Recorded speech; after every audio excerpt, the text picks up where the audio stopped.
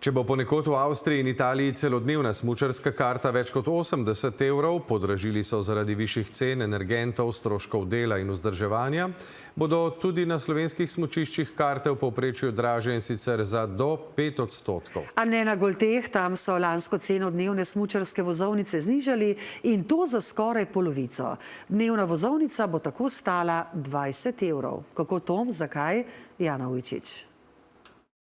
Srednje veliko smučišče Golte, ki ima 12 km prog in 5 naprav ter najdaljšo nihalko v Sloveniji, v novi smučarski sezoni s potezo, ki je presenetila marsikoga. Preteklo sezono je bila na Golteh cena dnevne smučarske vozovnice za odraslo osebo 39 evrov, to sezono pa bo ta cena bistveno nižja in enaka za vse.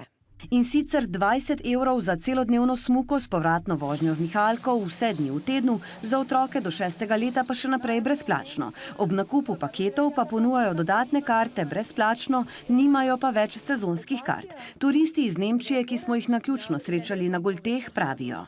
Also ich bin begeistert, dass es so günstig ist. Also da könnte man tatsächlich überlegen, nochmal mit den allen 4 Kindern nochmal Ski zu fahren, weil dann ist es dann wirklich auch für eine Familie dann leistbar, ne? Früher haben Sie auch Ski gefahren?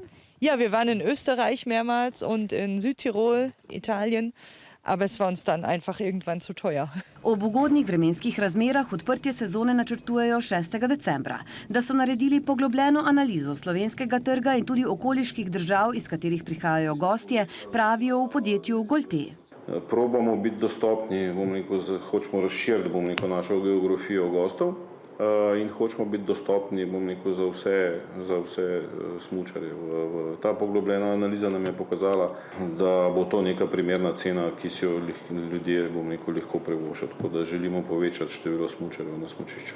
Prav tako so poenostavili sistem za uporabnike ter ga tudi stroškovno optimizirali, pravijo, in načrtujejo, da bodo s povečanjem števila gostov iztržili več kot pri prejšnji ceni kart. Cena karte v prejšnji sezoni je bila 39 evrov, s tem, da seveda ta cena ni, mi jo vedno ne dobimo te cene, ne? Se pravi, z različnimi popusti, sezonskimi kartami, kartami za naše hotelske goste in pa, večurnimi kartami to ceno ne dosežemo, oziroma nobeno smučišče ne doseže. In tudi cena 40 evrov za dnevno karto ne pokrije razvoja same infrastrukture in v tem delu, opozarjajo na Golteh, brez podpore države oziroma novega modela upravljanja in investicij v infrastrukturo dolgoročno za slovenska smučišča ne bo uspeha.